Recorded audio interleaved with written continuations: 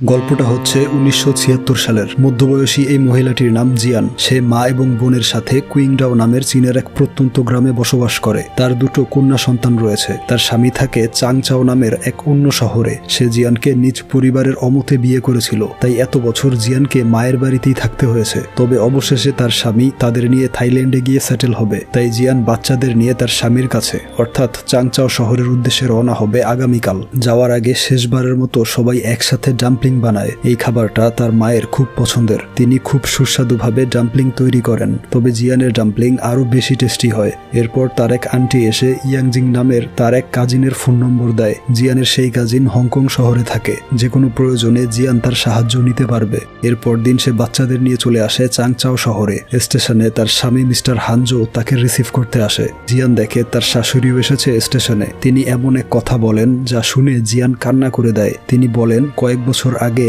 আমার ছেলেকে থাইল্যান্ডের ধনী পরিবারের মেয়ের সাথে বিয়ে দিয়েছি। আমার ছেলে এখন নতুন স্ত্রীর ব্যবসা সামলানোর জন্য থাইল্যান্ডে বসবাস করে। ওর স্ত্রীকে দেখাশোনার জন্য একজন কাজের লোকের প্রয়োজন। চাইলে তুমি সেই কাজ করার জন্য ওর সাথে থাইল্যান্ডে যেতে পারো। এই শুনে জিয়ানের মাথায় আকাশ ভেঙে পড়ে। তার স্বামীর দ্বিতীয় বিয়ের বিষয়ে সে কিছুই জানতো না। সে ভেবেছিল স্বামী সন্তান নিয়ে থাইল্যান্ডে গিয়ে বাকি জীবন কাটিয়ে দিবে। তবে এখন কি সিদ্ধান্ত নিবে বুঝে উঠতে পারছিল না। তারপর হানজো তাদেরকে সেই অনুন্নত চাংচাও শহরের এক ছোট্ট রুমে নিয়ে আসে। জিয়ানের বানানো ডাম্পলিং খেতে চায়, তাই জিয়ান সবার জন্য ডাম্পলিং বানায়। খাওয়ার সময় হানজো জানায় আগামীকাল তারা থাইল্যান্ডের উদ্দেশ্যে রওনা হবে। তবে জিয়ান প্রতিবাদ করে বলে, আমি শুধু তোমার আর তোমার পরিবারের সেবা করতে পারবো। তোমার স্ত্রীর কাজের লোক হওয়ার কোনো ইচ্ছে আমার নেই। এর চেয়ে ভালো হয় তুমি আমাদের নিয়ে হংকং শহরে সেটেল হও। দুজন মিলে কাজ করব, বাচ্চাদের স্কুলে ভর্তি করাবো। তবে হানজো তার চূড়ান্ত সিদ্ধান্ত জানিয়ে দেয় যে আগামীকাল সে থাইল্যান্ডে চলে যাবে। এই বলে তাদের একা রেখে চলে যায়। বাচ্চারা পেছন থেকে ডাকলেও সে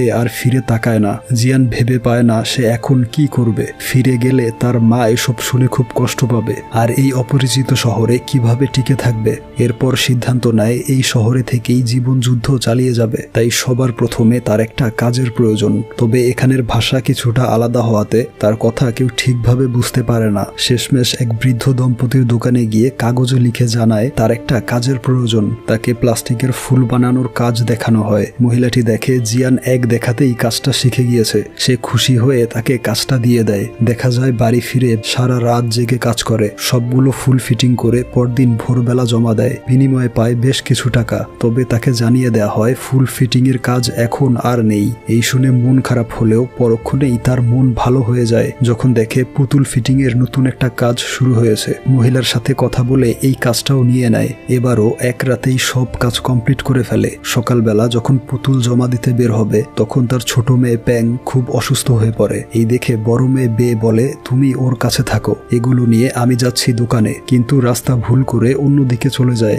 এদিক সেদিক ঘুরেও রাস্তা খুঁজে পাচ্ছিল না। আর এই দিকে জিয়ান তার মেয়ের জন্য চিন্তিত হয়ে পড়ে। অনেক বেলা হয়ে গেলেও এখনো কেন ফিরে আসছে না তা দেখার জন্য সে চলে আসে সেই দোকানে। জানতে পারে তার মেয়ে এসেছিল এবং অনেক আগেই চলে গিয়েছে। তাই জিয়ান বাড়িতে চলে আসে, দেখে বে ফিরে এসেছে। সে প্রচন্ড রেগে গিয়ে চিৎকার চেঁচামেচি করে। তখন ছোট মেয়ে বলে বে রাস্তায় হারিয়ে অন্য জায়গায় চলে গিয়েছিল এবং পড়ে গিয়ে আঘাত পেয়েছে। এই শুনে জিয়ান তাকে জড়িয়ে ধরে। এর কিছুক্ষণ পর দোকানের বৃদ্ধ দম্পতি এসে জানায় এই এরিয়াতে পুলিশ ঢুকেছে চেকিং করার জন্য। এই বলে তার পেপারস চেক করে দেখে এই শহরে থাকার স্টে পারমিটের ডেট এক্সপায়ার হয়ে গিয়েছে। তাদের এখনই পালিয়ে যেতে হবে হংকং এর উদ্দেশ্যে। তখন জিয়ান তার আন্টির দেয়া সেই নম্বরে অর্থাৎ তার কাজিন ইয়াংজিং এর কাছে ফোন করে। এরপর ব্যাগ গুছিয়ে দ্রুত বেরিয়ে পড়ে। সেই বৃদ্ধ দম্পতি তাদের একটা বোটে উঠিয়ে দেয়। জিয়ান এবং তার বাচ্চারা এই পরোপকারী লোকগুলোকে বিদায় জানিয়ে এগিয়ে যায় নতুন এক অনিশ্চয়তার লক্ষ্যে। তৎকালীন সময়ে হংকং কিছুটা উন্নত হওয়াতে প্রচুর মানুষ অবৈধভাবে অন্য শহর থেকে হংকংয়ে চলে আসতো। এতে করে বেকারত্ব বেড়ে যায়, ফলে জীবনযাত্রার মান ব্যাহত হয়।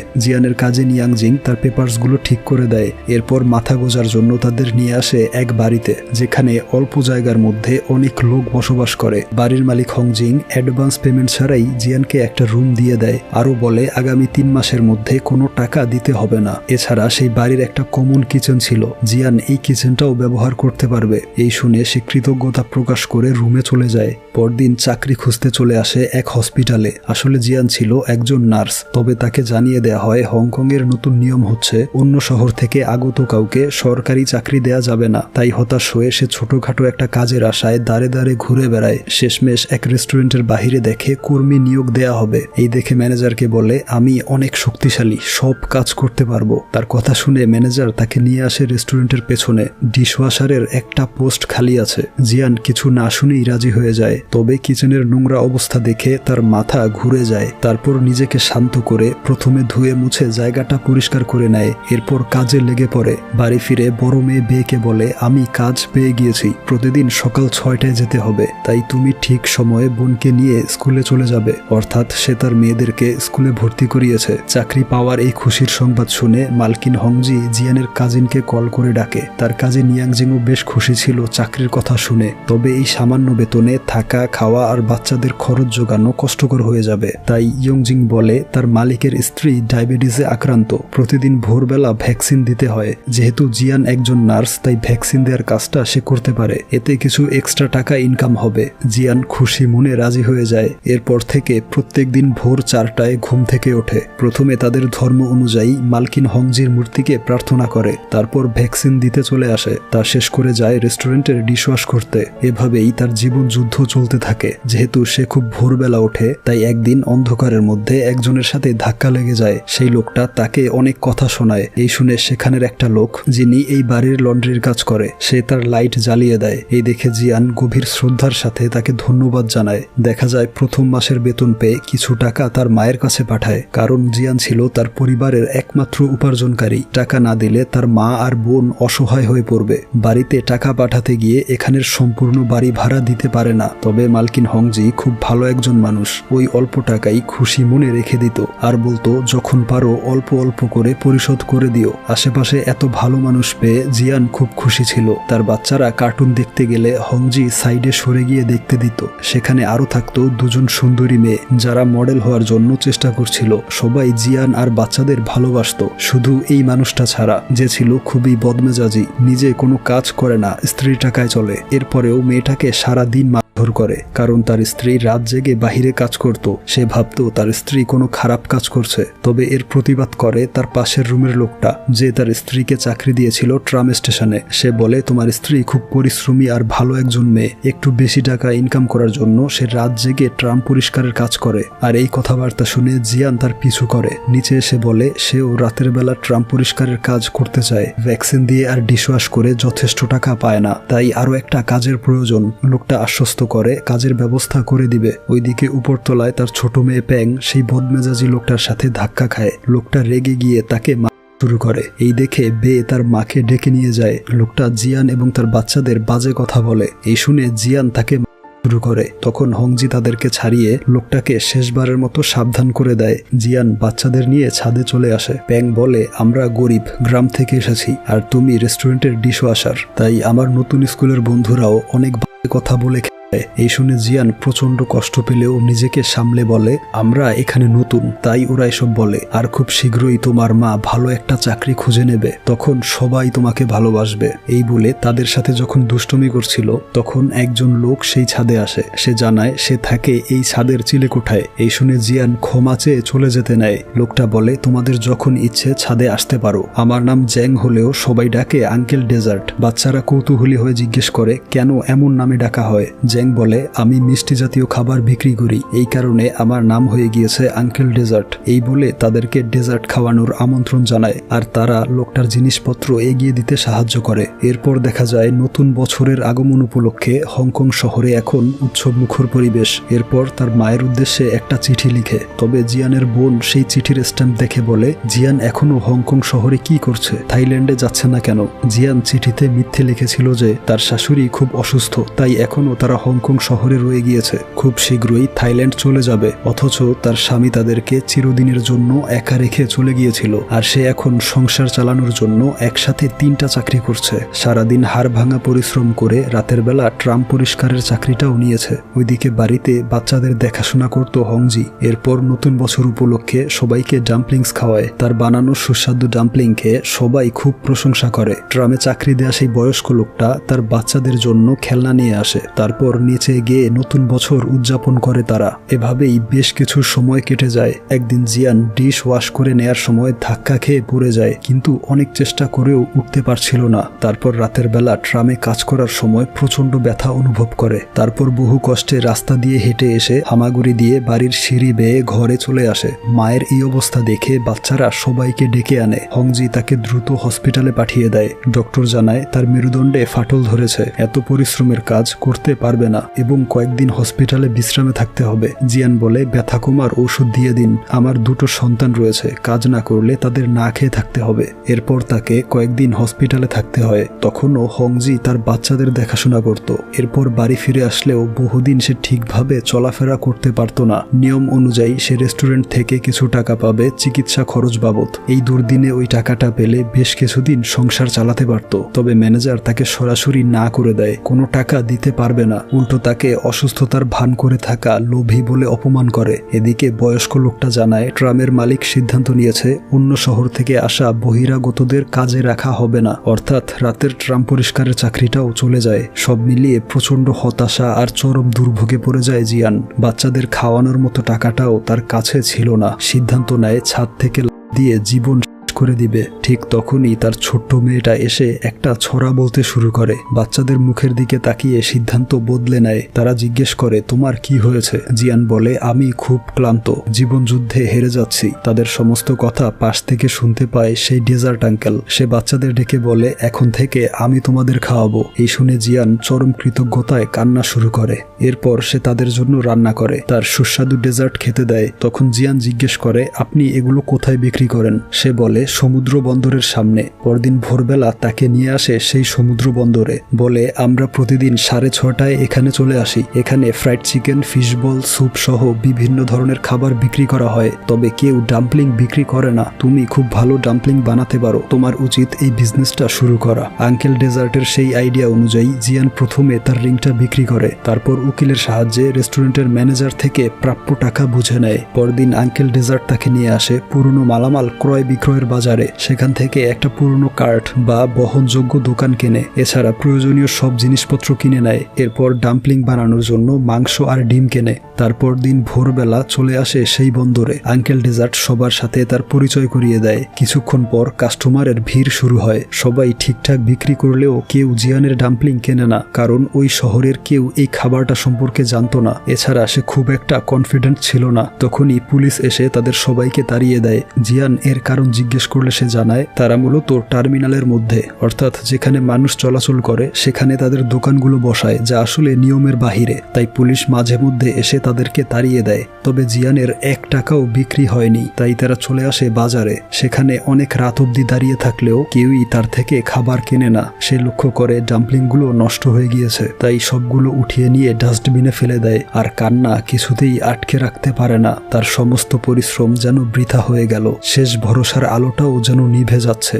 বাড়ি ফিরে দেখে বাচ্চারা এখনো ঘুমায়নি। এই দেখে তাদেরকে গাল করে ঘুমাতে বলে। এরপর হতাশ হয়ে বাহিরের দিকে তাকিয়েছিল। তখন হংজি জানতে পারে জিয়ানের ব্যবসা মোটেও ভালো যায়নি। তাই সে জিয়ানকে ডিনার করার জন্য ডেকে নেয়। বলে, আমিও তোমার মতো শূন্য থেকে শুরু করেছিলাম। তোমার মতোই আমার স্বামীও আমাকে একা ফেলে চলে গিয়েছিল। আজকে ছিল তোমার ব্যবসার প্রথম দিন। মানুষ একদিনেই সফল হতে পারে না। চেষ্টা করে যাও, আমি বিশ্বাস করি তুমি সফল হতে পারবে। প্রয়োজনে আমাকে তোমার অ্যাসিস্ট্যান্ট হিসেবে রাখো। আমার কর্কশ কণ্ঠস্বর দিয়ে সব কাস্টমার ডেকে নিয়ে আসবো। এই খারাপ সময়ে এমন একজন সাপোর্টার পাশে পেয়ে জিয়ান নিজেকে ধন্য মনে করে। পরদিন সে আবারও চলে আসে ডাম্পলিং বিক্রি করতে। অনেকক্ষণ পর কয়েকজন স্কুল স্টুডেন্ট এসে তার ডাম্পলিং খেতে চায়। সে প্রচন্ড খুশি হয়ে সার্ভ করে। একটু খেয়েই তারা খাবারের অনেক প্রশংসা করে। তাদের এত এত প্রশংসা শুনে জিয়ান খুশিতে আত্মহারা হয়ে যায়। আর এসব দেখে আঙ্কেল ডেজার্ট আরো বেশি খুশি ছিল। কিছুক্ষণের মধ্যেই অনেক কাস্টমার জড়ো হয়ে যায়। কাস্টমারের ভিড়ে সে যখন বেসামাল হয়ে পড়েছিল, ঠিক তখনই আবারও পুলিশ চলে আসে। এই দেখে সব স্ট্রিট ফুডের দোকানদার পালাতে শুরু করে। তবে দোকান বন্ধ করার সময় জিয়ানের একটা পাত্র নিচে পড়ে যায়। অফিসার পাত্রটা উঠিয়ে দিয়ে দ্রুত চলে যেতে বলে। এরপর একদিন এক বয়স্ক লোক ডাম্পলিং খাওয়ার সময় বলে, তোমার ডাম্পলিং এর টেস্ট ভালো, তবে আর একটু ডেলিকেট করতে হবে এবং ময়দা দিয়ে বানানো স্কিনটা খুব মোটা আর একটু পাতলা আর স্মুথ করতে হবে। কিন্তু এটা কোনো বিষয় না, স্ট্রিট ফুড কখনো পারফেক্ট হয় না। এই কথাটা জিয়ান খুবই সিরিয়াসলি নেয়। বাড়ি ফিরে পাতলা স্কিনের ডাম্পলিং ডাম্পলিং বানানোর চেষ্টা করে। তবে বাচ্চারা জানায় খাবারে তেমন কোনো পরিবর্তন আসেনি, তাই বারবার চেষ্টা করতে থাকে আর প্রতিবার খাবার টেস্ট করার জন্য হংজির কাছে নিয়ে যায়। তবে কিছুতেই পারফেক্ট হচ্ছিল না, তাই সে এবার নিজের আইডিয়া অনুযায়ী লবণ মিশ্রিত পানি ব্যবহার করে আর এবার তার ডাম্পলিং হয় আগের চেয়ে অনেক বেশি টেস্টি আর পারফেক্ট। এভাবেই ধীরে ধীরে তার বিক্রি বাড়তে থাকে। কয়েকদিনের মধ্যেই সেই এলাকায় তার ডাম্পলিং এর সুনাম ছড়িয়ে পড়ে। একদিন সেই এলাকার ডন সাঙ্গোপাঙ্গ নিয়ে চলে আসে। এখানে ব্যবসা করতে হলে প্রতি মাসে তাদেরকে চাঁদা দিতে হয়। গুন্ডাদের একজন জিয়ানের মেয়েকে নিয়ে যেতে চাইছিল, এতে সে প্রচন্ড রেগে গিয়ে ছুরি নেয় লোকটাকে জন্য। আর এই রাগ দেখে ডনের মনে পড়ে যায় তার মায়ের কথা। তার মাও জিয়ানের মতো তাদেরকে আগলে রেখেছিল ছোটবেলায়। সে জিয়ানের কাছে ডাম্পলিং খেতে চায়। খাওয়ার পর তার লোকজনকেও খাওয়াতে বলে। সবাই খেয়ে একদম মুগ্ধ হয়ে যায়। ডন তার অ্যাসিস্ট্যান্টকে বলে, আমাদের সমস্ত বিল পরিশোধ করে দাও। অ্যাসিস্ট্যান্ট তখনই টাকা বের করে সর্বমোট 20 প্লেট ডাম্পলিং এর দাম দিয়ে দেয়। ডন আরো বলে, কয়েকদিন পর মায়ের জন্মদিন উপলক্ষে 500 পিস ডাম্পলিং এর অর্ডার করে গেলাম। এই শুনে জিয়ান তাকে ধন্যবাদ জানায়। তারপর একদিন আবারও পুলিশ আসে। এবার সবাইকে অ্যারেস্ট করে নিয়ে যায়, সাথে তাদের গাড়িগুলোকেও নিয়ে এসেছিল। অফিসার জানায় টার্মিনালের রাস্তা বন্ধ করে স্ট্রিট ফুড বিক্রি করা এক ধরনের অপরাধ, এর শাস্তি সবাইকে পেতে হবে। এই শুনে জিয়ানের মেয়ে বলে ওঠে, এই সামান্য অপরাধের জন্য শাস্তি কেন পেতে হবে? জিয়ান তাকে থামিয়ে অফিসারের কাছে ক্ষমা চায় আর বলে, বাচ্চাদের স্কুল ব্যাগগুলো গাড়ির সাথে আটকে রাখা হয়েছে, আমাদের শাস্তি দিন, তবে তাদের ব্যাগগুলো ছেড়ে দিন। ওদেরকে লেখাপড়া করিয়ে মানুষ বানানোর জন্যই আমাকে রাস্তায় নেমে খাবার বিক্রি করতে হয়। এই বলে সে একদম ইমোশনাল হয়ে যায়। অফিসার মিস্টার হু বুঝতে পারে এই অসহায় মানুষগুলোর আর্তনাদ। সে তাদের সবাইকে এবং আটক করা সব জিনিসপত্র ছেড়ে দেয়, এমনকি অনুমতি দেয় সুশৃঙ্খলভাবে টার্মিনালে খাবার বিক্রি করার। একজন মহিলার ছেলে খুব অসুস্থ ছিল, তাকে ডাক্তার দেখানোর জন্য নিজের পকেট থেকে টাকা দিয়ে দেয়। অফিসার হুয়ের এমন ব্যবহারে সবাই প্রচন্ড খুশি হয়ে ধন্যবাদ জানায়।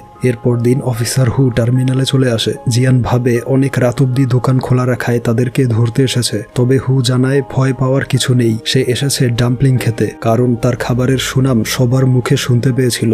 খাবার খেয়ে সেও অনেক প্রশংসা করে, আরও বলে এই শহরে ডাম্পলিং পাওয়া যায় না, এই খাবারটা বেশি জনপ্রিয় তার গ্রাম কুইংডাওয়ে। এই শুনে জিয়ান জানায় সেও কুইংডাও গ্রাম থেকেই এসেছে। এরপর অফিসার তার বাচ্চাদের জন্য অনেকগুলো ডাম্পলিং পার্সেল করে দিতে বলে। টাকা পরিশোধ করে বিদায় নিয়ে চলে যায়। তারপর প্রায় 5 বছর অতিবাহিত হয়। বর্তমানে সেই বন্দরটা অচল হয়ে পড়েছে। জিয়ান একটা কাগজে লিখে যায়, এখন থেকে তার সুস্বাদু ডাম্পলিং পাওয়া যাবে অ্যামিউজমেন্ট পার্কের পাশে। দেখা যায় সেখানে ছোটখাটো একটা দোকান খুলেছে জিয়ান, এবং তার ডাম্পলিং এর জনপ্রিয়তা আগের থেকে আরো বেড়েছে। লোকজন লাইন ধরে দাঁড়িয়ে থাকে। যেখানে একজন জাপানিজ লোক এসেছিল, বাকিদের মতো সেও এই ডাম্পলিংস এর ফ্যান হয়ে যায়। একদিন জিয়ানের দেখা হয় অফিসার হুয়ের সাথে। সে বাচ্চাদের নিয়ে নুডলস খেতে বের হয়েছিল। জিয়ান জানায় এখন সে নতুন দোকান খুলেছে। এই বলে তাদেরকে দোকানে নিয়ে আসে।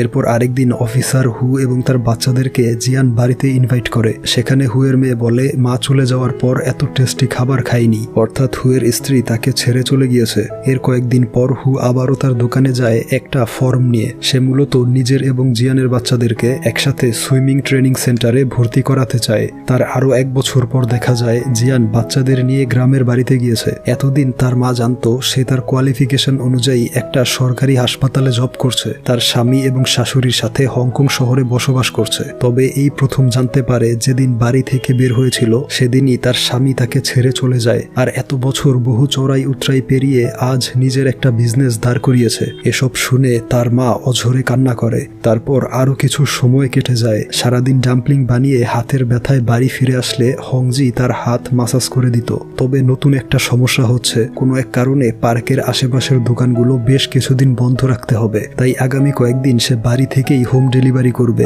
এর জন্য হংজির টেলিফোনটা ব্যবহার করতে চায়। হংজি খুশি মনে তার টেলিফোন ব্যবহারের অনুমতি দেয়। এভাবে বাড়িতে বসেও তার বিজনেস ভালোই চলছিল। একদিন হংজি বলে, মনে হয় অফিসার হু তোমাকে পছন্দ করে, তুমি তাকে বিয়ে করতে পারো। এতে করে তোমার এবং তার বাচ্চারা বাবা মায়ের ভালোবাসা থেকে বঞ্চিত হবে না, আর তুমিও একজন সঠিক মানুষ পেয়ে যাবে। ওইদিকে হু জিয়ানের মেয়ে বেয়েকে জিজ্ঞেস করে ছুটির দিনে তার মা কোথায় গিয়ে সময় কাটায়। বে জানায় তার মা সময় পেলেই কবরস্থানে চলে যায়। এই শুনে হু সোজা চলে আসে কবরস্থানে। তাকে জিজ্ঞেস করে এত জায়গা থাকতে এখানে কেন। জিয়ান বলে জীবনের দৌড়ঝাঁপ পেরিয়ে যখন একটু সময় পাই তখন একটু নীরব শান্ত পরিবেশে সময় কাটানোর জন্য কবরস্থানই হচ্ছে সেরা অপশন। হু জানায় সে বাচ্চাদের নিয়ে কানাডায় সেটেল হবে, সেখানে বাচ্চাদের লেখাপড়া আর জীবনযাত্রার মান আরো উন্নত। তাই সে জিয়ানের বাচ্চাদেরকেও তার সাথে নিতে চায়। জিয়ান বুঝতে পারে হু তাকে সত্যি পছন্দ করে। হু বলে টার্মিনালে দাঁড়িয়ে সারাদিন কাজ করার পর যখন পিলারের পাশে গিয়ে নিজেকে একটু বিশ্রাম দেওয়ার চেষ্টা করতে আর অপেক্ষা করতে শেষ ফেরিটা কখন আসবে, কখন আরো কয়েকটা পয়সা রোজগার করতে পারবে বাচ্চাদের জন্য, তখন আড়ালে দাঁড়িয়ে দেখতাম তোমার সেই চিন্তিত মুখটা, ভাবতাম আমার বাচ্চাদের জন্য এমন একটা মায়ের খুব প্রয়োজন। এই বলে সে হাত বাড়িয়ে দেয়, তবে জিয়ান তার হাত ধরে না। এরপর একদিন একটা মেয়ে এসে জানায় তার বস জিয়ানের সাথে দেখা করতে চায়। জিয়ান সেই অফিসে গিয়ে দেখতে পায় অফিসের বস হচ্ছে সেই জাপানিজ লোকটা যে ছিল তার ডাম্পলিং এর বিশাল ভক্ত। সে জিয়ানকে বলে আমাদের একটা বিশাল সুপার শপ রয়েছে যেখানে সব ধরনের পণ্য পাওয়া যায়। আমরা চাই আপনার সুস্বাদু ডাম্পলিং আমাদের সুপার শপে বিক্রি করতে, তবে এর জন্য আপনাকে একটা ফ্যাক্টরি দিতে হবে যাতে আমাদের পর্যাপ্ত চাহিদা অনুযায়ী ডাম্পলিং সরবরাহ করতে পারেন। জিয়ান খুশি মনে তার অফার গ্রহণ করে। এরপর উৎসব মুখর পরিবেশে তার সব শুভাকাঙ্ক্ষীদের নিয়ে নিজের নতুন ফ্যাক্টরি উদ্বোধন করে, যেখানে স্বল্প পরিসরে কয়েকজন স্টাফ নেওয়া হয় ডাম্পলিং বানানোর প্রসেসকে দ্রুত করার জন্য। তবে সবকিছুর তত্ত্বাবধানে সবসময় উপস্থিত থাকে জিয়ান।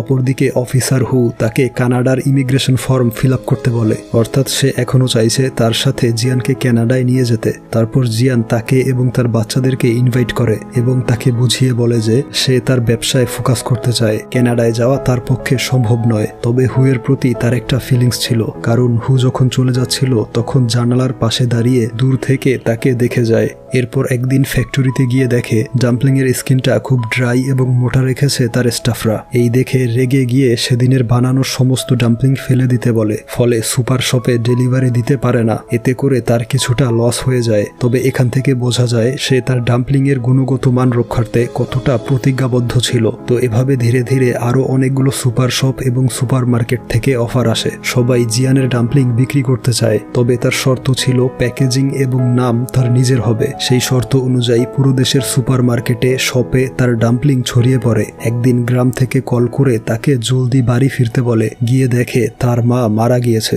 এতে করে সে বেশ ভেঙে পড়ে, কিন্তু আবারও নিজেকে সামলে নিয়ে সামনের দিকে এগিয়ে যায়। এখন আগের চেয়ে আরেকটু বড় একটা ফ্যাক্টরি খুলেছে যেখানে ময়দা মাখার মতো কষ্টকর কাজ মেশিনের মাধ্যমে করা হয়। হংজি বলে তাহলে এখন আর তোমার হাত মাসাজ করতে হবে না, তাই না? জিয়ান বলে না, এখন থেকে আমি আপনার হাত মাসাজ করব। এরপর হংজি তার সেই মূর্তিটাকে জিয়ানকে উপহার হিসেবে দিয়ে দেয়। খারাপ সময়গুলোতে যার সামনে বসে প্রার্থনা করত জিয়ান। এরপর একদিন বাড়ি ফেরার পথে রাস্তার পাশে এক হতদরিদ্র লোককে দেখতে পায় যে এখানে বোতল কুড়াতে এসেছিল। জিয়ান লোকটার কাছে গিয়ে ভালো করে লক্ষ্য করে দেখে। তাকে দেখতেই সে খুশিতে আত্মহারা হয়ে যায়, কারণ এই লোকটা হচ্ছে আঙ্কেল ডেজার্ট। সে অন্য শহরে চলে গিয়েছিল এবং আজ অনেক বছর পর তাকে খুঁজে পেয়ে ফ্যাক্টরিতে নিয়ে আসে। জিয়ান বলে এখন থেকে আমি আপনার সেবা করব, আপনি আমাদের সাথেই থাকবেন, কারণ জীবনের সবচেয়ে খারাপ সময়ে আপনি বাবার মতো আমার পাশে দাঁড়িয়েছিলেন। আমি আপনার কাছে চিরকৃতজ্ঞ। এরপর জিয়ান তাকে ডাম্পলিং খেতে দেয় আর জিজ্ঞেস করে তার ডাম্পলিং এর টেস্ট ঠিক আগের মতোই আছে কিনা। তিনি জানান এর টেস্ট আগের থেকেও বেটার হয়েছে। তারপর একদিন একটা বাচ্চাকে বার্গার খেতে দেখে ফ্যাক্টরির সবার জন্য কিনে আনে। তারপর সবাইকে বলে এই বার্গার হচ্ছে আমেরিকান একটা খাবার যা এখন আমাদের এই শহর পর্যন্ত পৌঁছে গিয়েছে, তাই আমি চাই আমার ডাম্পলিং ঠিক একইভাবে পৃথিবীর সমস্ত শহরে পৌঁছে যাবে। জিয়ানের এই স্বপ্ন বাস্তবায়ন করতে তার মেয়ে তাকে একটা আইডিয়া দেয়, যা হচ্ছে তার বন্ধুর একটা কোম্পানি রয়েছে যারা ফ্রোজেন পদ্ধতিতে এক দেশের খাবার বিভিন্ন দেশে পৌঁছে দেয়। জিয়ান মেয়ের কথায় রাজি হয়ে সেই কোম্পানির সাথে ডিল করে, যার ফলে তার ডাম্পলিং ইন্টারন্যাশনাল ব্র্যান্ডিং এর মাধ্যমে সব দেশে ছড়িয়ে পড়বে। সেদিন স্পিচ দেওয়ার সময় বলে আজ আমার স্বপ্ন পূরণ হয়েছে, আর এই স্বপ্ন পূরণের পেছনে অবদান রাখা প্রত্যেকটা মানুষকে ধন্যবাদ জানাই। ধন্যবাদ সেই বয়স্ক দম্পতিকে যারা আমাকে বিশ্বাস করে কাজ দিয়েছিল এবং এই শহরে আসতে সাহায্য করেছিল। আরো ধন্যবাদ জানাই আমার কাজিন ইয়াংজিংকে যে আমার অনেক উপকার করেছে। ধন্যবাদ মালকিন হংজিকে যে বিনা পয়সায় তার বাড়িতে থাকতে দিয়েছে। বড় বোনের মতো আগলে রেখেছে আমাকে এবং আমার সন্তানদেরকে যখন আমি সবচেয়ে বেশি অসহায় ছিলাম। সেই বয়স্ক লোকটাকেও ধন্যবাদ যে আমাকে এক্সট্রা উপার্জনের জন্য ট্রাম পরিষ্কারে চাকরি দিয়েছিল। আঙ্কেল ডেজার্টের কথা না বললেই নয়, যখন বাচ্চাদের মুখে খাবার তুলতে না পেরে করতে গিয়েছিলাম তখন সে আমার বাচ্চাদেরকে খাবার দিয়েছিল, ডাম্পলিং বিক্রি করার আইডিয়া দিয়েছিল, সব সময় ছায়ার মতো পাশে ছিল আঙ্কেল ডেজার্ট। এমনকি সেই পুলিশ অফিসার মিস্টার হুকেও ধন্যবাদ, যে অনুমতি না দিলে আমরা সেই টার্মিনালে ব্যবসা করতে পারতাম না। এরপর সেই মেয়েদেরকে নিয়ে সেই বন্দরে চলে আসে, অতীতের স্মৃতিগুলো মনে করতে থাকে, যেখানে কিছু স্কুল স্টুডেন্ট প্রথমবারের মতো তার থেকে খাবার কিনেছিল, যেখান দিয়ে পুলিশের ভয়ে পালিয়ে বেড়াতো, যেখানে এক বয়স্ক লোক বলেছিল তার ডাম্পলিং এর পরিবর্তন আনা উচিত, স্কিনটা আরেকটু পাতলা করা উচিত। এরপর সেই পিলারের পাশে গিয়ে দাঁড়ায়, যেখানে পিঠ ঠেকিয়ে দাঁড়িয়ে থাকতো শেষ ফেরির অপেক্ষায়। জীবন মানুষকে কত কিছু দেখায়, কত কিছু শেখায়, চেষ্টা করলে কতটা নিচ থেকে কতটা উপরে যেতে পারে একটা মানুষ। এসব ভেবে তারা তিনজন অঝরে কান্না করতে থাকে। এই গল্পটা ছিল জিয়ান নামের এক চাইনিজ মেয়ের সত্য ঘটনা, যে ডাম্পলিংকে পুরো পৃথিবীতে জনপ্রিয় করেছিল, তাই তাকে খেতাব হিসেবে নাম দেওয়া হয়েছিল ডাম্পলিং কুইন। পরবর্তীতে 2019 সালে জিয়ানের মৃত্যু ঘটে, তবে চীনের ইতিহাসের পাতায় স্বর্ণাক্ষরে লেখা হয়ে যায় তার নাম, জিয়ান দ্য ডাম্পলিং কুইন।